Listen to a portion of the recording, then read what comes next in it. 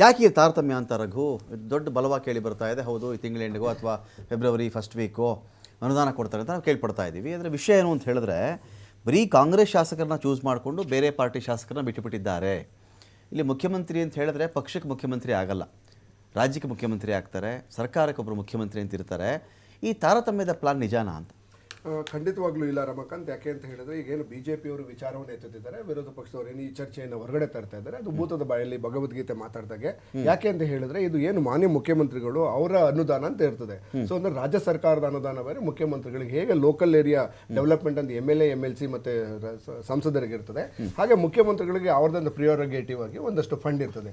ಅವರ ಫಂಡಿನಲ್ಲಿ ಪ್ರತಿಯೊಬ್ಬರು ಅವ್ರಿಗೆ ಬೇಕಾಗಿರ್ತಕ್ಕಂಥ ಅವರ ಹಣವನ್ನು ಯಾರಿಗೆ ಬೇಕಾದ್ರೂ ಕೊಡ್ಬೇಕಾಗಿರ್ತಕ್ಕಂಥದ್ದು ಅವರ ಸರ್ಕಾರದ ಹಣ ಬೇರೆ. ಅಂದ್ರೆ ಅವರಿಗೆ ಮೀಸಲಿರ್ತಕ್ಕಂಥ, ಮುಖ್ಯಮಂತ್ರಿಗಳಿಗೆ ಮೀಸಲಿರ್ತಕ್ಕಂಥ ಹಣದಲ್ಲಿ ಹಂಚಿಕೆ ಮಾಡೋದು ಅದು ಅವರ ಪ್ರಿಯೋರಗೇಟಿವ್ ಬಿಟ್ಟಿದ್ದು. ಅದು ಯಾರಿಗೆ ಕೊಡ್ತಾರೆ, ಎಷ್ಟು ಕೊಡ್ತಾರೆ ಅಂತ ನೀವು ಯಾವುದು ಫೈನಲೈಸ್ ಆಗಿಲ್ಲ. ಆ ಹಣವನ್ನು ಕೊಡ್ತೇವೆ ಅಂತ ಹೇಳಿ ನಿರ್ಧಾರ ಮಾಡಿದ್ದಾರೆ. ಇನ್ನೂ ಅದು ಹೊರಗಡೆ ಬರಬೇಕಾಗಿದೆ. ಆದ್ರೆ ನಾನು ಪ್ರಶ್ನೆ ಕೇಳ್ತಾ ಇರೋದು, ನಮ್ಮ ವಿರೋಧ ಪಕ್ಷದವರು ಏನ್ ಹೇಳ್ತಾ ಇದ್ದಾರೆ, ಭೂತದ ಬಾಯಲ್ಲಿ ಮತ್ತೊಮ್ಮೆ ಭಗವದ್ಗೀತೆ ಅಂತ ಯಾಕೆ ಹೇಳ್ತೀನಿ ಅಂತ ಹೇಳಿದ್ರೆ, ಇದೇ ಬಿಜೆಪಿ ಸರ್ಕಾರ ಇವರ ಸಮಯದಲ್ಲಿ 2021ರಲ್ಲಿ ಸರಿಸುಮಾರು 74% ಅನುದಾನವನ್ನು ಬರೀ ಕೇವಲ ಬಿಜೆಪಿ ಶಾಸಕರಿಗೆ ಕೊಟ್ಟಿದ್ರು.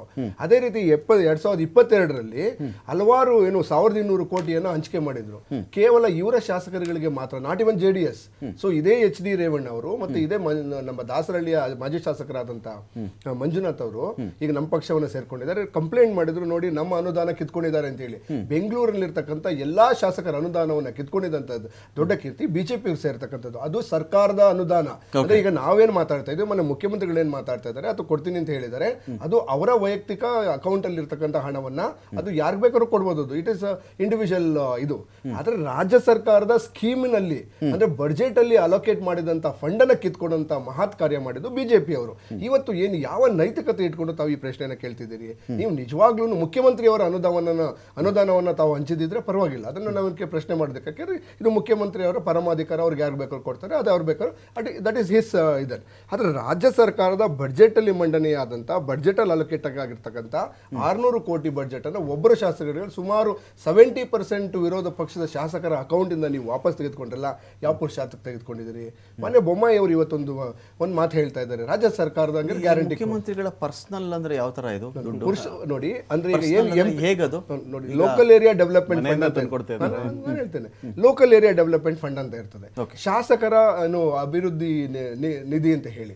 ಅದೇ ರೀತಿ ಮುಖ್ಯಮಂತ್ರಿಗಳಿಗೆ ಅವ್ರಿಗೆ ಒಂದು ನಿಧಿ ಅಂತ ಪ್ರಿಸರ್ವ್ ಮಾಡಿರ್ತಾರೆ. ಅಂದ್ರೆ ಪ್ರದೇಶಾಭಿವೃದ್ಧಿ ನಿಧಿ. ಹೌದು, ಸ್ಥಳೀಯ ಪ್ರದೇಶಾಭಿವೃದ್ಧಿ ನಿಧಿ ಪ್ರಕಾರ ಏನು MLAಗಳು ಹೇಗೆ ಅವರ ಕ್ಷೇತ್ರದಲ್ಲಿ ಅವರವರಿಗೆ ಇದು ಡೆವಲಪ್ ಮಾಡೋದಕ್ಕೆ ಕೊಡ್ತಾರೆ, ಅದೇ ರೀತಿ ಮಾನ್ಯ ಮುಖ್ಯಮಂತ್ರಿಗಳು ಮುಖ್ಯಮಂತ್ರಿ ನಿಧಿ ಅಂತ ಇರುತ್ತೆ. ಆ ಮುಖ್ಯಮಂತ್ರಿ ನಿಧಿಗಳನ್ನ ಅವರು ಎಲ್ಲಾರ್ಗು ಅವರವರ ಏನು ಎಲ್ಲೆಲ್ಲಿ ಪರಮಾಧಿಕಾರ ನೀವು ಹೇಳ್ತಾ ಇದ್ದೀರಿ, ಆಯ್ತಪ್ಪ. ಈಗ ಕ್ಯಾಬಿನೆಟ್ಗೂ ಹೆಡ್ ಅವರೇ ಇರ್ತಾರೆ, ಸರ್ಕಾರಕ್ಕೂ ಒಂದು ಲೆಕ್ಕದಲ್ಲಿ ಹೆಡ್ ಅವರೇ ಇರ್ತಾರೆ, ಲೆಕ್ಕಕ್ಕೆ ರಾಜ್ಯಪಾಲರು ಹೆಡ್. ಆದರೆ ಎಲ್ಲ ಒಂದು ರೀತಿಯಲ್ಲಿ ಈ ಪ್ರಧಾನಮಂತ್ರಿಗಳ ಹೆಡ್ ಮಾಡಿಬಿಟ್ಟಿದ್ದೀವಿ ನಾವು, ಮುಖ್ಯಮಂತ್ರಿ ಹೆಡ್ ಮಾಡಿಬಿಟ್ಟು ಬಹಳ ವರ್ಷಗಳಾಗ್ಬಿಟ್ಟಿದೆ. ಅದು ಆ ಹುದ್ದೆಗೆ ಜಾಸ್ತಿ ವ್ಯಾಲ್ಯೂ ಅನ್ನೋ ರೀತಿಯಲ್ಲಿ. ಆಕ್ಚುಯಲ್ ಆಗಿ ರಾಷ್ಟ್ರಪತಿಗಳು ಎಲ್ಲರಿಗಿಂತ ದೊಡ್ಡವರು, ರಾಜ್ಯಪಾಲರು. ಇಲ್ಲೇನು ಬರ್ತಿದೆ ಅಂದ್ರೆ, ಈಗ ಇದೇ ನಿಧಿಯಲ್ಲಿ ಯಾರ್ಯಾರು ಕಾಂಗ್ರೆಸ್ ಶಾಸಕರು ಗೆದ್ದು ಬಂದಿದ್ದಾರೋ ಅವ್ರ ಕ್ಷೇತ್ರ ಉದ್ಧಾರ ಆದರೆ ಸಾಕು, ಬಿಜೆಪಿಯವ್ರದ್ದು JDS ಅವ್ರು ಕೊಡೋದೇ ಬೇಡ ಅಂತ ತೀರ್ಮಾನನ? ಖಂಡಿತವಾಗ್ಲೂ ಆ ರೀತಿ.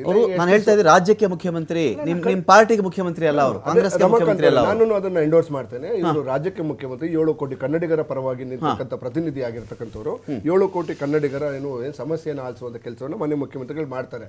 ಆದ್ರೆ ಏನು 25 ಕೋಟಿಗಳನ್ನು ಏನು ಅನುದಾನ ಕೊಡಬೇಕು ಅಂತ ನಿರ್ಧಾರ ಆಗಿದೆ, ನಿಜವಾಗ್ಲೂ ಇನ್ಫ್ರಾಸ್ಟ್ರಕ್ಚರ್ ಡೆವಲಪ್ಮೆಂಟ್ ಅಲ್ಲಿ ಬೇಸಿಕ್ ಇನ್ಫ್ರಾಸ್ಟ್ರಕ್ಚರ್ಗಳಿರೋ ಸಮಸ್ಯೆಗಳಿದೆ. ರೋಡು, ರಸ್ತೆ ಮತ್ತೆ ಏನು ಚರಂಡಿಗಳು ಏನು ತುಂಬಾ ಹದಗೆಟ್ಟಿರ್ತಕ್ಕಂಥ ಎಲ್ಲಾ ಕ್ಷೇತ್ರಗಳಿಗೆ ಎಲ್ಲರಿಗೂ ಕೊಡಕ್ ಆಗ್ತಾ ಇಲ್ಲ. ಅನುದಾನದ ಒಂದು ಕಾಂಗ್ರೆಸ್ ಚರಂಡಿ ಮಾತ್ರ ಹದಗೆಟ್ಟಿರೋದು ಈಗ ಅವ್ರ ಭಾಗದಲ್ಲಿ.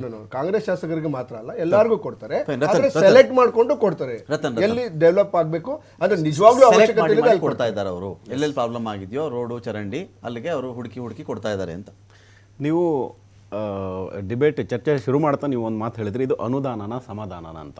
ನಾನು ಹೇಳ್ತೀನಿ, ಇದು ಅನುದಾನ ಸಮಾಧಾನ ಅಲ್ಲ, ತಾರತಮ್ಯವೇ ಇಲ್ಲಿ ಪ್ರಧಾನ ಅಂತ ಹೇಳಿಕ್ ಬಯಸ್ತೀನಿ. ಯಾಕಂತ ಹೇಳಿದ್ರೆ, ಕಾಂಗ್ರೆಸ್ನವರಿಗೆ ಈ ತಾರತಮ್ಯ ಅನ್ನುವಂಥದ್ದು ಅವರ DNA ಅಲ್ಲಿ ಇದೆ. ಅದನ್ನು ಮೊದಲಿಂದನೂ ಪಾಲಿಸ್ಕೊಂಡು ಬಂದಿದ್ದಾರೆ ಅವರು. ಧರ್ಮದ ಮಧ್ಯೆ ತಾರತಮ್ಯ ಮಾಡ್ತಾರೆ, ಜಾತಿ ಮಧ್ಯೆ ತಾರತಮ್ಯ ಮಾಡ್ತಾರೆ, ಸಹೋದರರ ಮಧ್ಯೆ ತಾರತಮ್ಯ ಮಾಡ್ತಾರೆ, ಭಾಷೆ ಮಧ್ಯೆ ತಾರತಮ್ಯ ಮಾಡಿ ಅಲ್ಲಿ ಡಿವೈಡ್ ಆ್ಯಂಡ್ ರೂಲ್ ಅನ್ನು ಮಾಡುವಂಥದ್ದು ಇವರು ಮೊದಲಿಂದನೂ ನಡೆಸ್ಕೊಂಡು ಅದು ಬ್ರಿಟಿಷರೇನು ಬಳುವಳಿ ಬಿಟ್ಟು ಹೋಗಿದ್ರು ಅದನ್ನ ಹಂಗೇನೆ ತಗೊಂಡು ಬಂದಿದ್ದು ಇವರ ಒಂದು ತಗೊಂಡು ಬಂದಿದ್ದು ನಾವೆಲ್ಲ ಕಂಡಿದ್ದೇವೆ. ಇವಾಗ ಇವರೇನು ಹೇಳಿದ್ರು, ಒಂದು ಮಾತು, ಮುಖ್ಯಮಂತ್ರಿಯವರದ್ದು ಒಂದು ನಿಧಿ ಇದೆ, ಅದು ಅವರಿಗೆ ಕೊಡುವಂಥದ್ದು ಅವರ ಪರಮಾಧಿಕಾರ ಅಂತ ಹೇಳ್ತಾರೆ. ಮುಖ್ಯಮಂತ್ರಿಗಳು ಅವರು ಗೆಲ್ಲುವ ತನಕ ಮಾತ್ರ ಕಾಂಗ್ರೆಸ್ ಪಕ್ಷದ ಒಂದು ಅಭ್ಯರ್ಥಿ, ಅವರು ಅಲ್ಲಿನ ಕ್ಯಾಂಡಿಡೇಟ್. ಆದರೆ ಗೆದ್ದ ನಂತರ ಅವರು ಇಡೀ ರಾಜ್ಯದ 7 ಕೋಟಿ ಜನರಿಗೂ ಮುಖ್ಯಮಂತ್ರಿಗಳು, ಬಿಜೆಪಿ ಶಾಸಕರಿಗೂ ಮುಖ್ಯಮಂತ್ರಿಗಳು, ಕಾಂಗ್ರೆಸ್ ಶಾಸಕರಿಗೂ ಕೂಡ ಮುಖ್ಯಮಂತ್ರಿಗಳು. ಆದ್ರಿಂದಾಗಿ ಇದು ಯಾವ ಪರಮಾಧಿಕಾರದ ನಿಧಿ ಅಂತ ಹೇಳ್ಕೊಂಡು ನಾವಂತೂ ಇವತ್ತು ಕೇಳಿಲ್ಲ, ಫಸ್ಟ್ ಟೈಮ್ ಕೇಳಿದ್ದೀನಿ. ಅದು ಯಾವ ರೀತಿಯ ಪರಮಾಧಿಕಾರದ ನಿಧಿ ಅವ್ರ ಹತ್ರ ಇದೆ, ಅದೇನು ಅವ್ರ ಮನೆಯಿಂದ ತಗೊಂಡು ಬಂದಿದ್ದಾರ ಅಂತ ಕೇಳಲಿಕ್ಕೆ ನಾನು ಬಯಸ್ತೀನಿ, ಒಂದು ಪ್ರಶ್ನೆ. ಎರಡನೇದಾಗಿ ಈ ತರ ಮಾತಾಡೋದೇ ಒಂದು ಹಾಸ್ಯಾಸ್ಪದ ಅಂತ ಹೇಳಲಿಕ್ಕೆ ಬಯಸ್ತೀನಿ. ಯಾಕಂತ ಹೇಳಿದ್ರೆ ಕಾಂಗ್ರೆಸ್ ವಕ್ತಾರರು ಹಲವಾರು ವಿಷಯಗಳನ್ನ ಹೇಳಿದ್ರು, ಆದ್ರೆ ನಾನು ಇವತ್ತು ಒಂದು ವಿಷಯವನ್ನ ಇಲ್ಲಿ ಮಂಡಿಸ್ಲಿಕ್ಕೆ ಬಯಸ್ತೀನಿ. ನಮ್ದೇ ಸನ್ಮಾನ್ಯ ಯಡಿಯೂರಪ್ಪನವರು ಮುಖ್ಯಮಂತ್ರಿಗಳಾಗಿದ್ದಾಗ ಅತಿ ಹೆಚ್ಚು ಕಾಂಗ್ರೆಸ್ ಶಾಸಕರಿಗೆ ಸಿದ್ದರಾಮಯ್ಯನವರು, ಅವರು ಆವಾಗ ವಿರೋಧ ಪಕ್ಷದ ನಾಯಕರಾಗಿದ್ರು, ಇಟ್ ಇಸ್ ನಥಿಂಗ್ ಬಟ್ ಅವರು ಶಾಡೋ ಸಿಎಂ ಅಲ್ವಾ, ಅವರಿಗೆ 2,000ಕ್ಕಿಂತನೂ ಹೆಚ್ಚು, 2,000 ಕೋಟಿಗಿಂತ ಹೆಚ್ಚು ಅನುದಾನವನ್ನು ನಾವು ಕೊಟ್ಟಿದ್ವಿ ಆವಾಗ. MB ಪಾಟೀಲ್ರಿಗೆ ಎಷ್ಟು ಕೊಟ್ಟಿದ್ದೀವಿ, DK ಶಿವಕುಮಾರಿಗೆ ಎಷ್ಟು ಕೊಟ್ಟಿದ್ರು, DK ಶಿವಕುಮಾರ್ ಅವರಿಗೆ ಎಷ್ಟು ಕೊಟ್ಟಿದ್ವಿ, ಜಮೀರ್ ಅಹಮದ್ ಖಾನ್ ಅವರಿಗೆ ಎಷ್ಟು ಕೊಟ್ಟಿದ್ದೀವಿ ಅಂತ ಹೇಳ್ಕೊಂಡು ಒಂದ್ಸಲ ಪಟ್ಟಿ ತಗೊಂಡು ಬರ್ಲಿ ಅವರು. ಇವರು ಅದ್ರ ಬಗ್ಗೆ ಒಂದ್ಸಲ ಸ್ಟಡಿ ಮಾಡ್ಕೊಂಡು ರಿಸರ್ಚ್ ಮಾಡ್ಕೊಂಡು ಬರ್ಬೇಕು. ಇಲ್ಲಿ ಬಂದು ಸುಮ್ನೆ ಅದಾಯ್ತು ಇದಾಯ್ತು ಅಂತ ಹೇಳೋದಲ್ಲ. ಅಷ್ಟೇ ಅಲ್ಲ, ಬಸವರಾಜ ಬೊಮ್ಮಾಯಿ ಅವರು ಇದ್ದಾಗಲೂ ಕೂಡ ಯಾರನ್ನು ನಾವು ತಾರತಮ್ಯ ಭೇದ ಭಾವ ಮಾಡದೆ ಉತ್ತಮವಾದಂಥ ಫಂಡ್ಗಳನ್ನು ಎಲ್ರಿಗೂ ಕೊಡುವಂಥ ಕೆಲಸವನ್ನ ಮಾಡಿದ್ದೇವೆ. ಅದು 100 ಕೋಟಿಯಲ್ಲಿ 1000 ಕೋಟಿಯಲ್ಲಿ ಒಂದು 50 ಕೋಟಿ ನಮ್ಮವರಿಗೆ ಬಿಜೆಪಿಯವರೇ ಜಾಸ್ತಿ ಬಂದಿರಬಹುದು ಬಿಟ್ರೆ, ನಾವು ಯಾವ ಶಾಸಕರಿಗೂ ಕೂಡ ಒಂದೇ ಒಂದು ಚೂರುನು ಕೂದಲ ಎಳೆಯಷ್ಟು ಕೂಡ ತಾರತಮ್ಯವನ್ನ ಮಾಡಿರ್ಲಿಲ್ಲ. ಆದ್ರೆ ಇವತ್ತು ಇವರು ತಮ್ಮ ಪರ್ಸನಲ್ ನಿಧಿ, ಮುಖ್ಯಮಂತ್ರಿಯವರ ನಿಧಿಯಿಂದಾಗಿ ಕೊಡ್ತಿದೀವಿ ಅಂತ ಹೇಳ್ತಾರೆ. ಅಷ್ಟೇ ಅಲ್ಲ, ಕಾಂಗ್ರೆಸ್ನವರಿಗೆ ಮಾತ್ರ ಮುಖ್ಯಮಂತ್ರಿ ನಿಧಿ ಇರೋದಾ, ಕಾಂಗ್ರೆಸ್ನವರಿಗೆ ಮಾತ್ರ ಇವರು ಮುಖ್ಯಮಂತ್ರಿಗಳ. ಅಷ್ಟೇ ಅಲ್ಲ, ಇವರು ಹೇಳ್ತಾರೆ ಕೆಲವೊಂದು ಇದು ಇನ್ಫ್ರಾಸ್ಟ್ರಕ್ಚರ್ಗೆ ಅದನ್ನ ಬಳಸಲಾಗತ್ತೆ ಅಂತ ಹೇಳ್ತಾರೆ. ಹಾಗಾದ್ರೆ ಇಡೀ ರಾಜ್ಯದಲ್ಲಿ 136 ಕಾಂಗ್ರೆಸ್ ಶಾಸಕರೇನಿದ್ದಾರೆ, ಈಗ ನಿಮ್ಮ ಅವಧಿಯಲ್ಲಿ ನಿಮ್ಮ ಅವಧಿಯಲ್ಲಿ ಯಾವಾಗ ಇದು ಬಿಡುಗಡೆ ಆಗಿದ್ದು? ಯಾವುದು ಈ ಕೋಟಿಗಟ್ಟಲೆ ಹಣ ಶಾಸಕರಿಗೆ, ಕ್ಷೇತ್ರಗಳಿಗೆ ಅಂತ ಯಾವ ಬಿಡುಗಡೆ ಮಾಡಿದ್ರು? ಯಡಿಯೂರಪ್ಪನವರು ಮುಖ್ಯಮಂತ್ರಿ ಬೊಮ್ಮಾಯಿ ಅವ್ರ ಬಿಡಿ ಹೇಳಿ. ಬೊಮ್ಮಾಯಿ ಇದ್ದಾಗ್ಲೂ ಕೂಡ ಎಲ್ಲಾ ಶಾಸಕರಿಗೂ ಕೊಟ್ಟಿದ್ದಾರೆ. ಏನೇನು ಡೆವಲಪ್ಮೆಂಟ್ ಇವಾಗ? ಅದು ಕ್ಷೇತ್ರಾಭಿವೃದ್ಧಿಗೋಸ್ಕರ. ಕ್ಷೇತ್ರದಲ್ಲಿ ಯಾವ್ಯಾವ್ದು ಬರ್ತವೆ? ರಸ್ತೆ ಬರುತ್ತೆ, ಚರಂಡಿ ಇರ್ಬೋದು, ಡ್ಯಾಮ್ ಕಟ್ಟು, ಕಿಂಡಿ ಅಣೆಕಟ್ಟು ಡ್ಯಾಮು, ಅದು ಇದು ಬರುತ್ತಲ್ಲ, ಅದು ನೀರಾವರಿ ಏನಾದ್ರು ಮಾಡೋದಿದ್ರೆ ಅದಕ್ಕೆ ಹಲವಾರು. ಇವಾಗ ಅದು ಒಂದ್ಸಲ ಫಂಡ್ ಬಂದ ನಂತರ ಇಟ್ ಈಸ್ ಪ್ರೆರೋಗೇಟಿವ್ ಆಫ್ MLA, ಅಲ್ಲಿ ಆ ಕ್ಷೇತ್ರದಲ್ಲಿ ಏನಾಗಬೇಕು ಅನ್ನುವಂಥದ್ದು ಅವರ ಒಂದು ಪ್ರೆರೋಗೇಟಿವ್. ಕೇಶವಕುಮಾರ್ ನನ್ನ ಇಡೀ ಪ್ರಶ್ನೆ ಇರೋದು ಇಷ್ಟ ಇಲ್ಲಿ. ಕೇಶವಕುಮಾರ್ ಅವರೇ, ಈಗ ಯಡಿಯೂರಪ್ಪನವರು ಮುಖ್ಯಮಂತ್ರಿಯಾಗಿ ಹೋಗಿ, ಬೊಮ್ಮಾಯಿ ಅವರು ಮುಖ್ಯಮಂತ್ರಿ ಆಗಿ ಹೋಗಿ ಅಬ್ಬಬ್ಬ ಅಂದರೆ 8 ತಿಂಗಳು ಕಳೆದಿರಬಹುದು ಬೊಮ್ಮಾಯಿಯವರ ವಿಚಾರದಲ್ಲಿ. ಯಡಿಯೂರಪ್ಪನವರು ಒಂದು 3 ವರ್ಷ ಅಥವಾ 4 ವರ್ಷ ಅಂತ ಇಟ್ಕೊಳ್ಳೋಣ, 3 ವರ್ಷ ಅಂತ ಇಟ್ಕೊಳ್ಳೋಣ ನಾವು. ಸೊ ಇಷ್ಟು ಬೇಗ ಮತ್ತೆ ಇದೇ ಕ್ಷೇತ್ರಗಳಿಗೆ 25 ಕೋಟಿ ಅನುದಾನದಲ್ಲಿ ಕೆಲಸ ಆಗುತ್ತೆ ಅಂತ ಹೇಳಿದ್ರೆ, ಇಷ್ಟು ಕಾಮಗಾರಿಗಳು ಹಾಗಾದರೆ ಕಳಪೆ ಇದ್ವಾ? ತುಂಬ ಕಳಪೆ ಕಾಮಗಾರಿಗಳು ಮಾಡಿ ನೆಟ್ಟಿಗೆ ಯಾವುದು ಬಿಲ್ಗಳಾಗಿದೆ. ಇವೊಂದು ರೋಡ್ ಹಾಕಿದ್ರೆ ಬೇರೆ ಮುಂದುವರೆದ ದೇಶಗಳಲ್ಲಿ ಮಾತಾಡ್ತಾರೆ 30 ವರ್ಷ ಬಾಳಿಕೆ ಬರಬೇಕು ಅಂತ. ಮಿನಿಮಮ್ ಒಂದು ರೋಡ್ ಮಾಡಿದ್ರೆ, ಒಮ್ಮೆ ಮಾಡಿದ್ರೆ 30 ವರ್ಷ ಬಾಳಿಕೆ ಬರಬೇಕು ಅಂತ. 6 ತಿಂಗಳಿಗೂ ಒಂದೊಂದು ಬಜೆಟ್ಗೂ ಅದದೇ ರೋಡು, ಅದದೇ ಮೋರಿ, ಅದದೇ ಅಲ್ಲಿ ಯಾವುದೋ ಟೈಲ್ಸ್ ಹಾಕ್ತಾರೆ, ಯಾವುದೋ ಚಪ್ಪಡಿಗೆ ಅದೇನೋ ಉಳಿ ತೊಗೊಂಡು ಹೊಡಿತಾ ಇರ್ತಾರೆ, ಮತ್ತು ಅಲ್ಲೊಂದು ಪ್ಲಾಸ್ಟರ್ ಹಾಕ್ಬಿಡೋದು ಅದಕ್ಕೆ, ಅಥವಾ ಒಂದು ಪೇಸ್ಟಲ್ಲಿ ಅಂಟಿಸೋದಲ್ಲಿ ಅದಕ್ಕೆ ಕಲ್ಲು ಜೋಡಿಸ್ಬಿಡೋದು, ಸಿಮೆಂಟು ಪ್ಲಾಸ್ಟಿಂಗ್ ಮಾಡೋದು. ಇದನ್ನು ಮಾಡಿಬಿಟ್ಟು ಏನು ಮಾಡ್ತಾರೆ, ನಾನು ಅಭಿವೃದ್ಧಿ ಮಾಡಿದೆ, ಬಿಲ್ ಮಾಡಿದೆ, ಇದು ತೊಗೊಳ್ಳೋದು. ಇದೇನಾ ಡೆವಲಪ್ಮೆಂಟ್ ಅನ್ನೋ ಕಾನ್ಸೆಪ್ಟ್? ಅಂದರೆ ಇದೇನೆ. ನೋಡಿ, ಇವತ್ತಿನ ದಿವಸ ಈಗ ಯಾವುದೇ ಸರ್ಕಾರ ಇರಲಿ, ಅವ್ರು ಕೆಲಸ ಮಾಡಿದ್ದಾರೆ ಅಂತ ಹೇಳಿದ್ರೆ ಅದಕ್ಕೊಂದು ಬಾಳಿಕೆ ತಾಳಿಕೆ ಅಂತ ಇರಬೇಕಲ್ವಾ?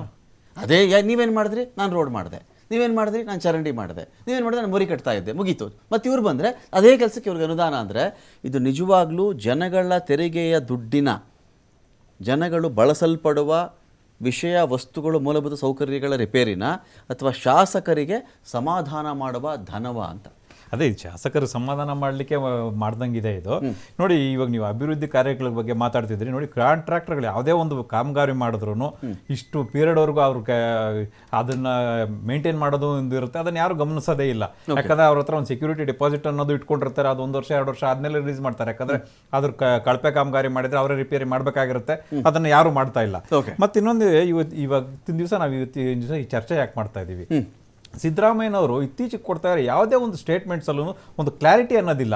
ಇವತ್ತು ಹೇಳ್ತಿದ್ರೆ ಓಕೆ 2,500 ಕೋಟಿ ಅಂತ ಹೇಳಿ ಹೇಳ್ತಾ ಇದ್ದಾರೆ. 224 ಕ್ಷೇತ್ರಗಳ ಅಭಿವೃದ್ಧಿಗೋಸ್ಕರ ಶಾಸಕರಿಗೆ ಕೊಡ್ತೀನಿ ಅಂತ ಒಂದು ಸ್ಟೇಟ್ಮೆಂಟ್ ಕೊಟ್ಟಿದ್ರೆ ಇವತ್ತಿನ ದಿವಸ ನಾವು ಇವತ್ತಿನ ದಿವಸ ಚರ್ಚೆಗೆ ಕೂತ್ಕೋತಿರ್ಲಿಲ್ಲ. ಒಂದು ಶಾಸಕರು 25 ಕೋಟಿ ಕೊಡ್ತೀವಿ ಅಂತಂತಾರೆ, 2,500 ಕೋಟಿ ಅಂತಂತಾರೆ. ಅಲ್ಲಿಗೆ ಎಷ್ಟು 100 ಶಾಸಕರೇ ಬಂದ್ರು ಲೆಕ್ಕ. ಇನ್ನು ಮಿಕ್ಕಿದ 124 ಶಾಸಕರಿಗೆ ಏನ್ ಮಾಡ್ತಾರೆ? ಈ 100 ಜನ ಕಾಂಗ್ರೆಸ್ನವರು, ಅದರಲ್ಲಿ ಬಿಜೆಪಿನವರು 1-2 ಜನ ಇದಾರೋ, ಬಿಜೆಪಿ ಜನತಾದಳದವ್ರು ಇದಾರೋ, ಅದು ಬೇರೆ ವಿಚಾರ. ಆದ್ರೆ ಇವ್ರಿಗೆ ಕ್ಲಾರಿಟಿ ಇಲ್ಲ. ಆಮೇಲೆ ಇನ್ನೊಂದು, ಇವತ್ತಿನ ದಿವಸ ಇವ್ರು ಮಾಡ್ತಿರೋ ಅನೌನ್ಸ್ಮೆಂಟ್ಗಳು ಅಷ್ಟೇ, ಎಲ್ಲದಕ್ಕೂ ಅಲ್ಲಿ ಕಂಡೀಷನ್ಸ್ ಅಪ್ಲೈ ಅಂತ ಇರುತ್ತೆ, ಗ್ಯಾರಂಟಿಗಳಿಗೆ ಇದ್ದಂಗೆ. ಅದೇನು ಯಾರು ಸಂತೋಷ ಪಡ್ಬೇಕಾಗಿಲ್ಲ. ಅವ್ರು ಕೊಡೋದು ವಿಚಾರ ನೋಡೋಣ ಮುಂದಕ್ಕೆ ಏನ್ ಕೊಡ್ತಾರೆ ಅಂತ ಹೇಳ್ಬಿಟ್ಟು. ಈ ಸದ್ಯಕ್ಕೆ ಇವರು ಅನೌನ್ಸ್ಮೆಂಟ್ಗಳು ಮಾಡ್ಬಿಡ್ತಾರೆ ಅಷ್ಟೇ, ಅವ್ರಿಗೆ ಯಾವುದೇ ಒಂದು ಕ್ಲಾರಿಟಿ ಇರೋದಿಲ್ಲ. ಆತರ ಕ್ಲಾರಿಟಿ ಇದ್ರೆ ಅವ್ರು ಹೇಳ್ಬೇಕಾಗಿದೆ, ಹೇಳಿದ್ರೆ ಇವತ್ತಿನ ದಿವಸ ವಿವಾದ ಆಗ್ತಿರ್ಲಿಲ್ಲ. ಈ ಹಿಂದೆ ಇವ್ರು ಮಾಡಿದ ಅನೌನ್ಸ್ಮೆಂಟ್ಗಳು ಅಷ್ಟೇ, ಎಲ್ಲಾನು ಅಷ್ಟೇ. ಚರ್ಚೆಗೆ ಗ್ರಾಸವಾಗ್ತಿರೋ ಕಾರಣ ಏನಂತಂದ್ರೆ ಅವ್ರ ಸ್ಪಷ್ಟತೆ ಯಾವ್ದ್ರಲ್ಲೂ ಇಲ್ಲ. ಸುಮ್ಮನೆ ಅನೌನ್ಸ್ ಮಾಡ್ತಾರೆ, ಅನೌನ್ಸ್ ಮಾಡ್ಬೇಕು ಅನ್ನೋ ಒಂದು ಉದ್ದೇಶಕ್ಕೋಸ್ಕರ ಅದು ಮಾಡ್ತಾ ಇಲ್ಲ. ಈ ಗ್ಯಾರಂಟಿಗಳಿಂದನೂ 8 ತಿಂಗಳಾಗಿದೆ, ಇದುವರೆಗೂ ಅನುದಾನಗಳೇ ಬಂದಿಲ್ಲ ಯಾವ ಶಾಸಕರು. 8 ತಿಂಗಳು ಸರ್ಕಾರ ಏನ್ ಕೆಲಸ ಮಾಡ್ತಾ ಇದೆ? ಕೇಳ್ಬಿಡ್ತೀನಿ ರಘು. ಈಗ ಏನಂದ್ರೆ ಪ್ರಶ್ನೆ ಏನು ಅಂತ ಹೇಳಿದ್ರೆ, ಈಗ ಸರ್ಕಾರ ಬಂದಾಗ್ಲಿಂದಾನು ಕೂಡ ಗೊತ್ತಿರುವಂತೆ ಗ್ಯಾರಂಟಿ ಯೋಜನೆಗಳ ಕಡೆಗೇನೆ ಫೋಕಸ್ ಮಾಡ್ತಿರೋ ಜಾಸ್ತಿ ಅಂತ. ಇದು ಬೇರೆ BJP ಅವರು ಮಾತಾಡೋದು, JDS ಮಾತಾಡೋದು ಬೇರೆ ವಿಚಾರ. ನಿಮ್ಮದೇ ಪಾರ್ಟಿಲಿ ಅನೇಕರಿಗೆ ಅಸಮಾಧಾನ ಇದೆ. ಇದೇನ್ರಿ ಬರೀ ಗ್ಯಾರಂಟಿ ಅಂದ್ಕೊಂಡು ಎಲ್ಲೂ ಯಾರ ಹತ್ರನೂ ಹಣ ಇಲ್ಲ, ಬೊಕ್ಕಸದಲ್ಲಿ ಹಣ ಖಾಲಿ, ಅದು ಇದೊಂದು ಭಾಗ. ಯಾವಾಗ ನಿಗಮ ಮಂಡಳಿ ಯಾವಾಗ ಅದನ್ನು ಮಾಡಲಂತ ಕಾರ್ಯಕರ್ತರಿಗೂ ಬೇಸರ, ಕೆಲವು ಶಾಸಕರಿಗೂ ಬೇಸರ. ಇದರ ನಡುವೆ ಬೇಸರ ತಣಿಸ್ಬೇಕು ಅಂದ್ರೆ ಏನು ಮಾಡಬೇಕು? ಕಾಂಗ್ರೆಸ್ ಶಾಸಕರ ಕ್ಷೇತ್ರಗಳಿಗೆ ಸಂಬಂಧಪಟ್ಟಂತೆ ಡೆವಲಪ್ ಮಾಡ್ರಪ್ಪ, 25 ಕೋಟಿ ಬಿಡುಗಡೆ ಮಾಡಿಬಿಟ್ರೆ ಅಲ್ಲಿಗೆ ಗಾಯಕ್ಕೆ ಮುಲಾಮ್ ಹಚ್ಚೋದಂತೆನಾ ಇದು ಕತೆ?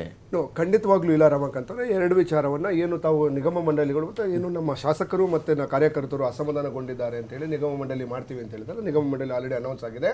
ಅದು ವೈಯಕ್ತಿಕವಾಗಿ ಅವರವರ ಆಯಾ ಡಿಪಾರ್ಟ್ಮೆಂಟ್ಗಳಿಗೆ 36 ಶಾಸಕರು ಮತ್ತು 39 ಕಾರ್ಯಕರ್ತರಿಗೆ ಆಲ್ರೆಡಿ ಒಂದು ಲಿಸ್ಟ್ ರೆಡಿ ಆಗಿದೆ. ಇನ್ನೊಂದು 2ನೇ ಲಿಸ್ಟು ಈ ವೀಕಲ್ಲಿ ಸೆಕೆಂಡ್ ಅಂತಿದ್ರು DK ಶಿವಕುಮಾರ್, ಆಲ್ರೆಡಿ ಆಗೋಗಿದೆ. ಸೊ ಅವ್ರವ್ರಿಗೆ ಆಲ್ರೆಡಿ ಅವರು ಯಾರು ಅಧ್ಯಕ್ಷರಾಗಿದ್ದಾರೆ ಅವ್ರಿಗೆ ಮಾಹಿತಿ ಹೋಗಿದೆ. ಅವ್ರಿಗೆ ಏನು ರೆಸ್ಪೆಕ್ಟಿವ್ ಡಿಪಾರ್ಟ್ಮೆಂಟ್ ಇಂದ ಅವ್ರಿಗೆ ಇದು ಆರ್ಡರ್ ಕಾಪಿ ಹೋಗ್ತದೆ. ಅದು ಇಂಟರ್ನಲ್ ಪ್ರೋಸೆಸ್ ಆಲ್ರೆಡಿ ಜನದ ವಿಚಾರಕ್ಕೆ ಬರ್ತಾ ಇದ್ದೇನೆ. ಸೊ ನಾನು ತಾವೇನು ಕೇಳ್ತಾ ಇದ್ದೀನಿ, ಇಲ್ಲಿ ಯಾರನ್ನು ಓಲೈಕೆ ಮಾಡುವಂತ ಕೆಲಸ ಅಲ್ಲ, ಯಾರನ್ನ ಏನು ಅಸಮಾಧಾನವನ್ನು ತಣಿಸುವಂತ ಪ್ರಯತ್ನ ಮಾಡೋ ಅವಶ್ಯಕತೆ ಇಲ್ಲ. ಯಾಕೆ ಅಂತಂದ್ರೆ ಕರ್ನಾಟಕ ರಾಜ್ಯದ ಬಡ್ಜೆಟ್ 3,35,000 ಕೋಟಿ ಏನಿದೆ, ಈ ನಾವು ಗ್ಯಾರಂಟಿಗೆ ಅಂತ ಇಟ್ಟಿರೋದು ಕೇವಲ 52,000 ಕೋಟಿಗಳು ಮಾತ್ರ. ಅದು 52,000 ಎಂಟೈರ್ ಇಯರ್ಗೆ. ಈ ವರ್ಷ ನಾವು ಖರ್ಚು ಮಾಡ್ತಾ ಇರ್ತೀವಿ 36,000-38,000, ಕ್ಲೋಸ್ಲಿ ಅರೌಂಡ್ 40,000 ಕ್ರೋರ್ ಆದ್ರೆ, ಇನ್ನು ಉಳಿಕೆ ಹಣದಲ್ಲಿ ಮೆಜಾರಿಟಿ ನಾವು ಯಾವುದನ್ನು ಇದಕ್ಕೂ ಗ್ಯಾರಂಟಿ ನಾವು ಅದು ಪರ್ಸೆಪ್ಷನ್, ರಾಂಗ್ ಪರ್ಸೆಪ್ಷನ್. ಆ ಗ್ಯಾರಂಟಿ ಸ್ಕೀಮ್ಗಳನ್ನ ಬಡವರಿಂದ ತೆಗೆದುಕೊಂಡಿರ್ತಕ್ಕಂಥ ಬೆವರಿನ ದುಡ್ಡನ್ನ ಬಡವರಿಗೆ ವಾಪಸ್ ಕೊಡ್ತಾ ಇದೀವಿ. ಅದು ನಮ್ಮನೆದು ಅಲ್ಲ, ಯಾರ ಮನೆದು ಅಲ್ಲ.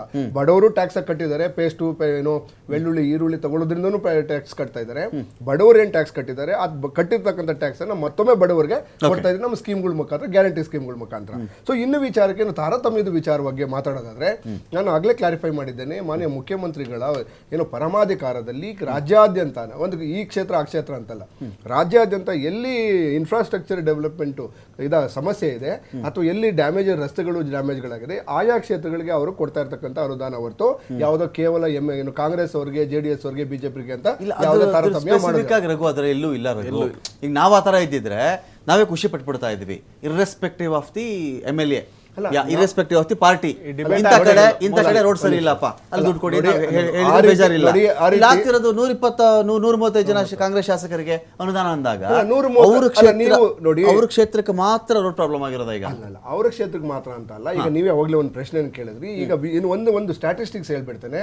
ಏನು ಬಿಜೆಪಿ ಹಿಂದಿನ ಕಳೆದ ಬಿಜೆಪಿ ಸರ್ಕಾರ 2021-22ರಲ್ಲಿ 2,27 ಕೋಟಿಯನ್ನ ಬಿಜೆಪಿ ಶಾಸಕರು ಕೊಟ್ಟರು. ಓನ್ಲಿ ಬೆಂಗಳೂರು ಮಟ್ಟದಲ್ಲಿ ಮಾತ್ರ ಮಾತಾಡೋದಾದ್ರೆ. ಕಾಂಗ್ರೆಸ್ ಅವರು ಕೊಟ್ಟಿದ್ದು ಕೇವಲ 800 ಕೋಟಿಗಳನ್ನ. Okay. ಅದೇ 2022ರಲ್ಲಿ 9,800 ಕೋಟಿಯನ್ನ ಬಿಜೆಪಿ ಶಾಸಕರು ಕೊಟ್ಟರು. ಇದು ಬೆಂಗಳೂರಿಗೆ ವ್ಯಾಪ್ತಿಗೆ ಮಾತ್ರ. ಆದ್ರೆ ಕಾಂಗ್ರೆಸ್ ಅವರು ಕೊಟ್ಟಿದ್ದು ಕೇವಲ 2,100 ಕೋಟಿಗಳು.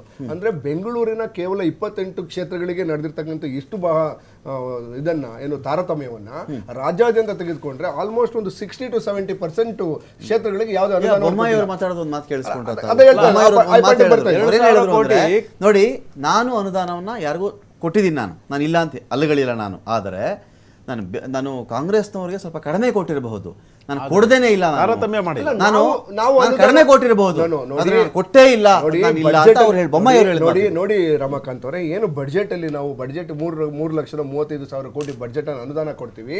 ಪ್ರತಿಯೊಂದು ಕ್ಷೇತ್ರಕ್ಕೆ ಒಂದಲ್ಲ ಒಂದು ಸ್ಕೀಮ್ಗಳಲ್ಲಿ ಫಂಡ್ ಹೋಗ್ತಾನೆ ಇರ್ತದೆ. ಯಾವ್ದು 100% ಯಾವ್ದು ಸ್ಟಾಪ್ ಆಗೋದಿಲ್ಲ. ಸೊ ಬೇರೆ ಕ್ಷೇತ್ರಗಳಿಗೆ ಸ್ವಲ್ಪ ಪ್ರಿಯಾರಿಟಿ ಜಾಸ್ತಿ ಕೊಡ್ಬೋದು. ಬಟ್ ನಾನು ಹೇಳ್ತಾ ಇರ್ತಕ್ಕಂಥ ಡಿಫ್ರೆಂಟ್ 74% ಅನುದಾನ ಬಿಜೆಪಿ ಶಾಸಕರಿಗೆ ಹೋಗಿದೆ. ಸೊ ಬೆಂಗಳೂರು ಒಂದ್ರಲ್ಲಿ ಮಾತ್ರ ತಾರತಮ್ಯ ಕನ್ಸಿಡರ್ ಮಾಡೋದಾದ್ರೆ, ನೀವು ರಾಜ್ಯಾದ್ಯಂತ ನೀವು ಕನ್ಸಿಡರ್ ಮಾಡಿದ್ರೆ ಇನ್ನೆಷ್ಟು ತಾರತಮ್ಯ ಇರುತ್ತೆ. ಇದು 1ನೇ ಪಾಯಿಂಟ್. 2ನೇ ಪಾಯಿಂಟ್, ತಾವೇ ಕೂಡ ಒಂದು ವಿಚಾರವನ್ನು ಹೇಳಿದ್ರಿ. ಬಿಜೆಪಿ ಸರ್ಕಾರ ಮುಗಿದು 8 ತಿಂಗಳಾಯ್ತು. ಇಷ್ಟು ದೊಡ್ಡ ಹಣವನ್ನ ತೆಗೆದುಕೊಂಡಂತ ಬಡ್ಜೆಟ್ ನ ಏನು 3,29,000 ಕೋಟಿ ಬಡ್ಜೆಟ್ ಅನ್ನ 2 ವರ್ಷ ನೀವು ಮಾಡಿ ಎಲ್ಲಾ ಡೆವಲಪ್ಮೆಂಟ್ ಅನ್ನು ನೀವೇ ಮಾಡಿದ್ರಿ ಅಂತ ಹೇಳಿದಿರಿ. ಅಂದ್ರೆ ನೀವು ಹಾಕಿದ ರೋಡ್ಗಳು ಎಲ್ಲೋಯ್ತಾಗಾದ್ರೆ ಒಪ್ಕೊಳ್ಳಿ, ಇಲ್ಲ ನೀವು ದುಡ್ಡು ನಿಮ್ ಶಾಸಕರಿಗೆ ಅದೇ ನಡೀತಾ ಇರೋದು ಸರ್ ಇವಾಗ. ಒಂದ್ ನಿಮಿಷ ಇರಿ. ನೀವು ಒಂದೇ ಒಂದು ನಿಮ್ಮ ಹಣೆ ಬರಕ್ಕೆ ಒಂದೇ 1 ಕಿಲೋಮೀಟರ್ ರೋಡ್ ಮಾಡಿಲ್ಲ. ಒಂದೇ ಒಂದು ಡ್ಯಾಮ್ ರೋಡ್ ಯಾಕೆ ಕಿತ್ತೋಯ್ತು ಅಂತ ಕೇಳ್ತೀರಾ? ಶಾಸಕರಿಗೆ ಹೋಗ್ಬಿಟ್ಟಿದೆ ದುಡ್ಡು. ಅದೇ ರೋಡಲ್ಲಿ ನಡೀತಾ ಇರೋದು ಸರ್. ಇವರೇ ಡೆವಲಪ್ ಮಾಡಿದ್ರು ಅಂತ ಹೇಳಿದ್ದಾರೆ. ಇವರಲ್ಲಿ ಗ್ಯಾರಂಟಿ ಇರಲಿಲ್ಲ, ಕೇವಲ ಡೆವಲಪ್ಮೆಂಟ್. ನೀವು ಕೇವಲ ಡೆವಲಪ್ಮೆಂಟ್ ಅಂದ್ರೆ ನಿಮ್ದೇ ಶಾಸಕರಿಗೆ ನೀವೇ ತೋರಿಸ್ತಾ ಇದ್ದೀರಿ ರೆಕಾರ್ಡ್ಗಳಲ್ಲಿ. ಹಲವಾರು ಮಾಧ್ಯಮಗಳಲ್ಲಿ 74% ನಿಮ್ದೇ ಶಾಸಕರು ಕೊಟ್ಟಿದ್ರಿ. ಹಾಗಾದ್ರೆ ಡೆವಲಪ್ಮೆಂಟ್ ಎಲ್ಲೋಯ್ತು? ರಸ್ತೆ ಕೊಚ್ಕೊಂಡು ಹೋಯ್ತಾ? ಪರಶುರಾಮನ್ ಸ್ಟ್ಯಾಚು ತರ, ಪರಶುರಾಮನ್ ಸ್ಟ್ಯಾಚು ತರ ಹೇಳಿದ್ರೆ ಕಾಂಗ್ರೆಸ್ನವರ ಕಾರುಗಳು ಕೂಡ ಅದೇ ರೋಡಲ್ಲಿ ಓಡಾಡ್ತಾ ಇರೋದು. ಜನಗಳ ಯೋಚನೆ ಏನಂತಂದ್ರೆ, ಬಿಜೆಪಿ ಸರ್ಕಾರದಲ್ಲಿದ್ದಾಗ ಯೂಶುವಲ್ ಆಗಿ ಎಲ್ಲಾ ಸರ್ಕಾರಗಳು ಸ್ವಲ್ಪ ಏನೋ ಪ್ರೀತಿ ಜಾಸ್ತಿ ಇರ್ತದೆ ಅಂತ ಕೊಡೋದು ಸಹಜ. ನೀವು ನಿಮ್ಮದೇ ಮಾಧ್ಯಮಗಳಲ್ಲಿ ಇರತಕ್ಕಂಥ ಮಾಹಿತಿ ನಂದಲ್ಲ, ಇದು ಹಲವಾರು ಮಾಧ್ಯಮಗಳಲ್ಲಿ ಬಂದಿರತಕ್ಕಂಥ ಮೇನ್ ಪ್ರಿಂಟ್ ಮೀಡಿಯಾದಲ್ಲಿ ಬಂದಿರತಕ್ಕಂಥ ಮಾಹಿತಿ. 74% ನಿಮ್ದೇ ಶಾಸಕರಿಗೆ ಹೋದ್ಮೇಲೆ ಡೆವಲಪ್ಮೆಂಟ್ ನೀವೇ ಆಗಿದೆ ಅಂತ ಹೇಳಿದ್ಮೇಲೆ ರಸ್ತೆಗಳು ಮುಚ್ಕೊಂಡವ್ರು ಯಾರು ಕದ್ಕೊಂಡೋದ್ರ? ಫೈನ್ ರತನ್ ಇಲ್ಲೇ ಅಂದರೆ, ಈ ವಿಧಾನಸಭಾ ಚುನಾವಣೆಗಿಂತ ಮುಂಚೆ ನಮ್ಮ ಸ್ಟೇಟಲ್ಲಿ ವಿಪರೀತವೆನಿಸುವಷ್ಟು ಒಂದಷ್ಟು ಘೋಷಣೆಗಳಾಗಿ ಹೋಯಿತು. ಕೆಲವು ಶಾಸಕರುಗಳಿಗೆ ವಿಪರೀತವಾದಂಥ ನಿಧಿ ಬಂತವರುಗಳಿಗೆ. ಬಿಲ್ ಮಾಡಿದ್ರು 40% ಕಮಿಷನ್ ಚೆನ್ನಾಗಿ ಹೊಡೆದ್ರು. ಕಾಮಗಾರಿಗಳಲ್ಲಿ 5 ಬಿಲ್ಲು, 6 ಬಿಲ್ಲು, 7 ಬಿಲ್ ಜನರೇಟ್ ಮಾಡಿಕೊಂಡು ಲೋಕಾಯುಕ್ತ ತನಿಖೆಯಲ್ಲಿ ಕೂತಿವೆ. ಇವತ್ತು ಕೆಲವು ಕಾಂಟ್ರಾಕ್ಟರ್ಗಳು ಒದ್ದಾಡ್ತಾ ಇದ್ದಾರೆ, ಬಿಲ್ ಬಿಡುಗಡೆ ಮಾಡಿ ಅಂತ. ನಿಮ್ಮ ಕಾಮಗಾರಿ ಪರ್ಫೆಕ್ಟ್ ಅಂತ ಹೇಳು, ಈ ಕಾಮಗಾರಿ ನೆಟ್ಟಗಿದೆಯಾ ಹೇಳು, ನಾನು ಬಿಡುಗಡೆ ಮಾಡಿಸ್ತೀನಿ ಅಂತ ಸಚಿವರು DK ಶಿವಕುಮಾರ್ ಅವರು ಹೇಳಿದ್ದಾರೆ. ವಿಷಯಕ್ಕೆ ಬರ್ತೀನಿ, ಇದು ಒಂದು ಭಾಗ. ಸೊ ಇಲ್ಲಿ ಯಥೇಚ್ಛವಾಗಿ ಬಿಡುಗಡೆ ಮಾಡಿಕೊಂಡು ಅವ್ರವ್ರ ಕಿಸೆ ತುಂಬಿಸ್ಕೊಂಡಿದ್ದಾರೆ ವಿನಃ ಕಾಮಗಾರಿಗಳಾಗಲಿಲ್ಲ ಅಂತ. ಒಂದು ವೇಳೆ ನಿಜ ಹೇಳ್ತಾ ಇದ್ದೀನಿ, ಯಾರೇ ನಿಮ್ಮ ಜಾಗದಲ್ಲಿ ಇನ್ಯಾವುದೇ ಸರ್ಕಾರ ಇಷ್ಟೇ ಪ್ರಶ್ನೆ ಇತ್ತಲ್ಲಿ ಅಷ್ಟು ಕೆಟ್ಟ ಕಳಪೆ ಕಾಮಗಾರಿಗಳನ್ನು ಮಾಡಲಾಯ್ತಾ? ಕ್ಷೇತ್ರಕ್ಕೆ ಅಂತ ನಿಧಿ ಕೊಟ್ರ, ಶಾಸಕರ ಜೇಬಿಗೆ ಅಂತ ನಿಧಿ ಕೊಟ್ಟಿದ್ದಾರೆ ನಿಮ್ಮ ಗೌರ್ಮೆಂಟಲ್ಲಿ ಅಂತ? ಓಕೆ, ಇವಾಗ ನೀವು ಹೇಳಿದ್ರಿ ಆವಾಗ ಹಣ ಬಿಡುಗಡೆ ಮಾಡಲಾಗಿತ್ತು, ಆದ್ರೆ ಬಿಲ್ ಅನ್ನ ಪೆಂಡಿಂಗ್ ಇಟ್ಟಿದ್ದಾರೆ. 40% ಕಮಿಷನ್ ಕೇಳಿದ್ರು. ಶಿವಕುಮಾರ್ ಅವರು ಹೇಳ್ತಿದ್ರು ಏನಂತ ಹೇಳಿದ್ರೆ, ನೀವು ಅದನ್ನ ನಾನು ಸ್ಕ್ರೂಟಿನಿ ಮಾಡಿ ನಿಮ್ಗೆ ಫಂಡ್ ಬಿಡುಗಡೆ ಮಾಡ್ತೀನಿ ಅಂತ ಹೇಳಿದ್ರು ತಾನೆ. ಹಾಗಾದ್ರೆ ತೆಲಂಗಾಣ ಎಲೆಕ್ಷನ್ ಟೈಮಲ್ಲಿ ಇವರು ಯಾವ ಆಧಾರದಲ್ಲಿ ದುಡ್ಡುಗಳನ್ನ ಬಿಡುಗಡೆ ಮಾಡಿದ್ರು?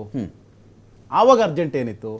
ತೆಲಂಗಾಣ ಎಲೆಕ್ಷನ್ಗೆ ಏನಾದ್ರು ಇಲ್ಲಿಂದ ದುಡ್ಡು ಹೋಗುವಂತದ್ದು ಏನಾದ್ರು ಇತ್ತಾ ಅನ್ನುವಂಥದ್ದು ಒಂದು ಪ್ರಶ್ನೆ ಇದೆ ನಮಗೆ. ಅಷ್ಟೇ ಅಲ್ಲ, ಯಾರಿಗೆ ಬಿಡುಗಡೆ ತೆಲಂಗಾಣಕ್ಕೆ ಹೋಗುತ್ತೆ ಅಂತ ನನಗೆ ಗೊತ್ತಿಲ್ಲ.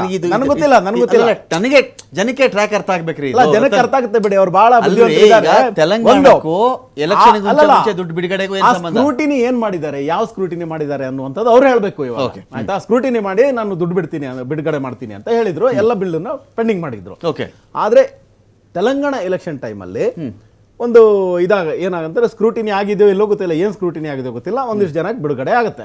ಆಯ್ತಾ, ಒಂದು ಸ್ವಲ್ಪ ದಿನದಲ್ಲಿ ಇಲ್ಲಿ ಇಡಿ ಯಾವ ರಾಜ್ಯಗಳಲ್ಲಿ ಎಲೆಕ್ಷನ್ ಟೈಮಲ್ಲಿ ಎಲ್ಲೂ ಹಣ ಬಿಡುಗಡೆ ಆಗಿಲ್ಲ.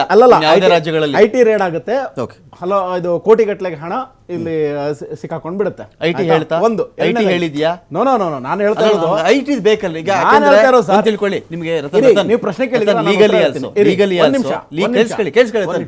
ನೀವು ಲೀಗಲಿ ಆಲ್ಸೋ ನಾವು IT ಬಗ್ಗೆ ಮಾತಾಡಬೇಕಾದ್ರೆ, ED ಬಗ್ಗೆ ಮಾತಾಡಬೇಕಾದ್ರೆ, CBI ಬಗ್ಗೆ ಮಾತಾಡಬೇಕಾದ್ರೆ ಕೇರ್ಫುಲ್ ಆಗಿ ಮಾತಾಡಬೇಕು. ಸರ್, ನಾನೇನ್ ಹೇಳ್ತೀನಿ? ನಾಳೆ ಇದ್ರ ಬಗ್ಗೆ ನಾನೇನ್ ಕೇಸ್ ಹೇಳಿದ್ದೀನಿ? ಆದ್ರೂ ಕೂಡ ನಾನೇನ್ ಕೇಸ್ ಹೇಳಿದೆ? ಆದ್ರೂ ಕೂಡ ನೀವು ಹೇಳೋ ಮಾತಿಗೆ ನಾನೇನ್ ಹೇಳಿದ್ದೀನಿ? ಕೇಳಿಸ್ಕೊಳ್ಳಲ್ಲ ರತನ್. ನಾನೇನ್ ಒಂದು ನಿಮಿಷ ಹೇಳಿದ್ದೀನಿ? ಕೇಳಿಸ್ಕೊಳ್ಳಿ. ಹಿಂಗೆ ಹಣ ರತನ್, ಬಿಡುಗಡೆ ಆಯ್ತು, ರತನ್, ರತನ್, ಸ್ವಲ್ಪ ರತನ್, ದಿನದಲ್ಲೇ ರತನ್, ಐಟಿ ರೇಡ್ ರತನ್, ಆಯ್ತು, ಕೇಳಿಸ್ಕೊಳ್ಳಿ, ಅದಕ್ಕೇನಾದ್ರೂ ರತನ್. ಕನೆಕ್ಷನ್ ಇದೆಯಾ ಅಂತ ಪ್ರಶ್ನೆ ಕೇಳಿಸ್ಕೊಳ್ಳಿ, ಕೇಳ್ತಾ ಇದ್ದೀನಿ. ಕೇಳಿಸ್ಕೊಳ್ಳಿ. ಸ್ಕ್ರೂಟಿನಿ ನಾವು- ಮಾಡ್ತೀನಿ ಅಂತ ಹೇಳಿದ್ರು, ನಾವು ಯಾವ ಸ್ಕ್ರೂಟಿನಿ ನೋಡಿ, ಮಾಡಿದ್ದಾರೆ ಅಂತ ರತನ್, ಪ್ರಶ್ನೆ ರತನ್, ಕೇಳ್ತಾ ಇದ್ದೀನಿ. ಕೇಳಿಸ್ಕೊಳ್ಳಿ, ನಾನೇನು ಕೇಳಿಸ್ಕೊಳ್ಳಿ, ರತನ್. ಇದೇ ಮಿತ್ತಮ್ ಅಂತ ನಾವು- ಹೇಳ್ತಾ ಇಲ್ಲ, ಈ ಡಿಬೇಟ್ ಅದನ್ನ ಹೇಳ್ಬೇಕಾದವರು ಸರ್ಕಾರದವರು. ಆಯ್ತು 40% ಅಂತ ಹೇಳಿದ್ರಲ್ವ ಇವರು. ನೀವು ಕೇಳಿಸ್ಕೊಳ್ಳಿ, ಇರಿ, ಒಂದ್ ನಿಮಿಷ. ರತನ್ ಡಿಸ್ಟರ್ಬ್ ಆಗುತ್ತೆ. ಸರಿ. ವಿಷಯ ಕೇಳಿಸ್ಕೊಬಿಟ್ಟು ನೀವು ಎಷ್ಟು ಬೇಕಾದ್ರೂ ಮಾತಾಡಿ, ನಾನು ನಿಮಗೆ ಅವಕಾಶ ಕೊಡ್ತೀನಿ. ನಾವಿಲ್ಲಿ ಏನೇ ಡಿಬೇಟಲ್ಲಿ ಮಾತಾಡಬೇಕಾದ್ರೂ ಈ ದುಡ್ಡು ತೆಲಂಗಾಣ ಎಲೆಕ್ಷನ್ನಲ್ಲಿ ಇಂಥ ಪರ್ಸನ್ಗೆ ಇಂಥವನು ತೊಗೊಂಡೋಗಿ ಇಟ್ಟಿದ್ದ, ಇಂಥ ಬಾಕ್ಸಲ್ಲಿ ಇಷ್ಟು ಕೋಟಿ ಇತ್ತು ಅಂತ IT ಅಥವಾ ಇನ್ಕಮ್ ಟ್ಯಾಕ್ಸ್ ಡಿಪಾರ್ಟ್ಮೆಂಟು ತನ್ನ ಹೇಳಿಕೆಯಲ್ಲಿ ದಾಖಲಿಸಿದ್ರೆ, ತೀರ್ಪು ಬಂದಿದ್ರೆ ನೀವು ಎಷ್ಟು ಬೇಕಾದ್ರೂ ಮಾತಾಡಿ, ಡಾಕ್ಯುಮೆಂಟ್ ಕೊಟ್ಬಿಟ್ಟು ನಾನು ರೆಡಿ ಇದ್ದೀನಿ, ಇದು ಎಲೆಕ್ಷನ್ಗೆ ಹೋಗ್ತಾ ಇತ್ತು ನನಗೆ ಗೊತ್ತಿತ್ತು ಅಂತ ನಾನು ಹೇಳಿ ಹೇಳಿಲ್ಲ ಹಂಗೆ. ಇಷ್ಟು ನಾಯಕರು ಬಾಯಿ ಬಡ್ಕೊಂಡ್ರಲ್ಲ ಅವತ್ತು ನಾನು ಹಾದಿ ಹೇಳಿಲ್ಲ ಬೀದಿಲಿ ಒಬ್ಬರಾದ್ರು ಎಲೆಕ್ಷನ್ಗೆ A4 ಅಂತ ಸೈಜ್ ಹೇಳಿಲ್ಲ. ಒಂದು ಡಾಕ್ಯುಮೆಂಟ್ ಆ ಸಮಯದಲ್ಲಿ ಅಂತ ಹೇಳಿದೆ. ಸಮಯ ನೀವು ಹೇಳ್ಕೊಳ್ಳಿ. ಆ ಸಮಯದಲ್ಲಿ ಬಿಡುಗಡೆ ಯಾಕಾಯ್ತು ನಮ್ಗೆ ಅಂತ ಗೊತ್ತಿಲ್ಲ, ನಾನು we don't ಪ್ರಶ್ನೆ know. ಕೇಳ್ತಾ ನಾನು ಇಡಿದು ಹೇಳಿ, ನೀವು ಸರ್, ಐಟಿದು ನಾವೊಂದು ಹೇಳಿ. ವಿರೋಧ ಪಕ್ಷವಾಗಿ ಪ್ರಶ್ನೆ ಕೇಳುವಂತ ಅಧಿಕಾರ ಪ್ರಶ್ನೆ ಇಲ್ವಾ? ಕೇಳಿ, ನೀವು ಐಟಿ ಹಿಂಗ್ ಹೇಳ್ಬಿಟ್ಟಿದೆ, ಇಡಿ ನಾವ್ಯಾರು ಅಲ್ಲ, ನಾವ್ಯಾರು ಅಲ್ಲ. ನೀವು ರಾಂಗ್ ಹೇಳ್ತಿದ್ದೀರಾ. ಇಲ್ಲ, ನಾನು ಹಂಗೆ ಅಲ್ಲ, ಹೇಳಿಲ್ಲ. election- ಇನ್ನೊಂದ್ಸಲ ಅಲ್ಲಿಗೆ ಬೇಕಾದ್ರೆ rewind ಹೋಗಿತ್ತಾ? ಮಾಡಿ ಕೇಳಿಬೇಕು. ಅಲ್ಲಿಗೆ ಹೋಗಿತ್ತಾ? Rewind ಮಾಡಿ ಆ ಕೇಳಿ. ಹಣ ಅಲ್ಲಿ ಹೋಗಿತ್ತು ಅಂತ ನೋ ನಾನು ಹೇಳಿದ್ದು ಹೇಳಿ. ತೆಲಂಗಾಣ ಎಲೆಕ್ಷನ್ ಟೈಮ್ ಅಲ್ಲಿ 5 ರಾಜ್ಯ election ಅಂತ ಹೇಳಿ. ಯಾವ 5 ಸ್ಟೇಟ್ಸ್ ಎಲೆಕ್ಷನ್ ಆಯ್ತು, ಆಯ್ತು 5 ಸ್ಟೇಟ್ಸ್ ಓಕೆ, ಯಾವ ಸ್ಕ್ರೂಟಿನಿ ಮಾಡಿದ್ರು ಆ ಟೈಮ್ ಅಲ್ಲಿ ದುಡ್ಡು ಏನಕ್ಕೆ ಬಿಡುಗಡೆ ಆಯ್ತು ಅಂತ ಪ್ರಶ್ನೆ ನೀವು ಕೇಳಿದೆ. ಗೆದ್ದ ರಾಜ್ಯಗಳಲ್ಲಿ ಹಣ ಅದಾದ ಬಿಡುಗಡೆ ನಂತರ ಆಗ್ಲಿಲ್ಲ. ಸ್ಕ್ರೂಟಿನಿ ನೀವು ಗೆದ್ದ ರಾಜ್ಯ ಹಣ ಬಿಡುಗಡೆ ನನಗೆ ಆಗ್ಲಿಲ್ಲ. ಗೊತ್ತಿಲ್ಲ ಸರ್, ಯಾವ ನನಗೆ ಯೋಜನೆಗೂ ಗೊತ್ತಿಲ್ಲ, ಆಗ್ಲಿಲ್ಲ. ನನಗೆ ಗೊತ್ತಿಲ್ಲ. ಇದ್ದದಿದ್ರೆ ಹೇಳಿ ನೀವು. Unknowing ಆಯ್ತಾ? is no excuse. ಇದ್ದದಿದ್ರೆ ಹೇಳಿ ಸರ್, ನನಗೆ Unknowing is ಗೊತ್ತಿಲ್ಲ. no excuse. ನನಗೆ ನನಗೆ ಗೊತ್ತಿಲ್ಲ ಗೊತ್ತಿಲ್ಲ ಅನ್ನೋದು ವಿನಾಯಿತಿ ಅಲ್ಲ. ಅಲ್ಲಲ್ಲ, ನೀವು ಹೇಳ್ತಾ ಇದ್ದೀರಾ, ಇದ್ದದಿದ್ರೆ ಹೇಳಿ ನೀವು. Okay. ಆಯ್ತಾ? ಒಂದು ಎರಡನೇದಾಗಿ 40% ಇಂದ ದುಡ್ಡು ತಗೊಂಡ್ರು ಅಂತ ಹೇಳಿದ್ರು. ಸರ್ಕಾರ ಇವರದ್ದೇ ಇದೆ ಇವಾಗ ಅಲ್ವಾ? ನಾವೇನಿಲ್ಲ ಈ ಸರ್ಕಾರದಲ್ಲಿ, ಆಯ್ತಾ? ನಾವೇನು ಅವ್ರನ್ನ ಇನ್ಫ್ಲೂಯೆನ್ಸ್ ಮಾಡಕ್ ಆಗ್ತಾ ಇಲ್ಲ, ಅವ್ರದೇ ಸರ್ಕಾರ ಇದೆ, ತನಿಖೆ ಮಾಡ್ಲಿ. ಅದೇ ಕೆಂಪಣ್ಣನವರು ನಮ್ಮ ಸರ್ಕಾರದ ಮೇಲೆ ಏನ್ ಹೇಳಿದ್ರಲ್ಲ, ಅವ್ರೇನ್ ಹೇಳಿದ್ರು, ಈಗಿನ ಸರ್ಕಾರದಲ್ಲೂ ಕೂಡ ಕಮಿಷನ್ ನಡೀತಾ ಇದೆ ಅಂತ ಓಪನ್ ಆಗಿ ಹೇಳಿದ್ರು. ಅವರು ಭ್ರಷ್ಟಾಚಾರ ನಡೀತಿದೆ ಅಂತ ಹೇಳಿದ್ರು. ಅವ್ರು ಹೇಳಿದ ಮಾತಲ್ಲಿ ಇವ್ರು ಇವಾಗ ಏನ್ ತನಿಖೆ ಮಾಡ್ತಿದಾರಲ್ಲ, ಅದ್ರ ಮೇಲೆ ಕೂಡ ತನಿಖೆ ಮಾಡ್ಬೇಕಾಗತ್ತೆ ಅಲ್ವಾ? ಇನ್ನೊಂದು ಇವ್ರು ಹೇಳಿದ್ರು, ಬೆಂಗಳೂರಲ್ಲಿ ತಾರತಮ್ಯ ಆಯ್ತು, ನಮ್ಗೆ 2,500 ಕೊಟ್ಟರು, ಅವ್ರಿಗೆ 8,000 ಕೊಟ್ಟಿ ಅಂತ ಹೇಳಿದ್ರು. ಆಯ್ತಾ? ಇವ್ರ MLA ಇಲ್ಲಿ ಇದ್ದಿದ್ದು ಕಮ್ಮಿ, ನಮ್ಮ ಜಾಸ್ತಿ MLA ಗಳಿದ್ದಾರೆ. ಎಲ್ಲೋ ಒಂದು ನಾನು ಹೇಳಿದಾಗೆ ಅಲ್ಲಿ ಒಂದು 50-60 ಕೋಟಿ ಅದು ಡಿಫರೆನ್ಸ್ ಆಗಿರ್ಬೋದು.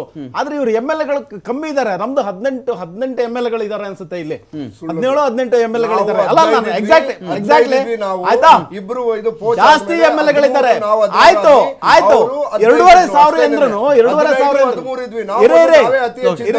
2,500 ಕೋಟಿ ಅಂದ್ರೂ ಒಬ್ಬೊಬ್ಬ MLA ಗೆ ಎಷ್ಟು ಬರುತ್ತೆ ಸರ್?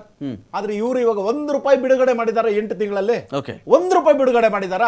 ಇವಾಗ ಇವರು ಓಪನ್ ಆಗಿ ಹೇಳ್ತಾ ಇದ್ದಾರೆ, ಇವರ MLA ಗಳು 136 ಕಾಂಗ್ರೆಸ್ ಶಾಸಕರಿಗೆ ಮಾತ್ರ ದುಡ್ಡು ಬರುತ್ತೆ. ಇವರೊಂದು ಬಂದೇನೋ ನಾನು ಕೇಳದೆ ಇರುವಂತದ್ದು ಏನ್ ಹೇಳ್ತಾ ಇದ್ರೆ, ಮುಖ್ಯಮಂತ್ರಿ ನಿಧಿ ಪರಮಾಧಿಕಾರದ ನಿಧಿಯನ್ನು ಬಿಡುಗಡೆ ಮಾಡ್ತಿದ್ದಾರೆ ಅಂತ ಹೇಳ್ತಾ ಇದ್ದಾರೆ. ಅದ್ ಯಾವ್ದು? ನಾವಿನ್ನೂ ಕೇಳದೆ ಇರುವಂತ ಅದ್ಯಾವ ಪರಮಾಧಿಕಾರ, ಅದ್ಯಾವ ಮುಖ್ಯಮಂತ್ರಿಗಳ ನಿಧಿ? ಮುಖ್ಯಮಂತ್ರಿಗಳೇನು ಕಾಂಗ್ರೆಸ್ನವರಿಗೆ ಮಾತ್ರ ಮುಖ್ಯಮಂತ್ರಿಗಳು ಅನ್ನುವಂಥದ್ದು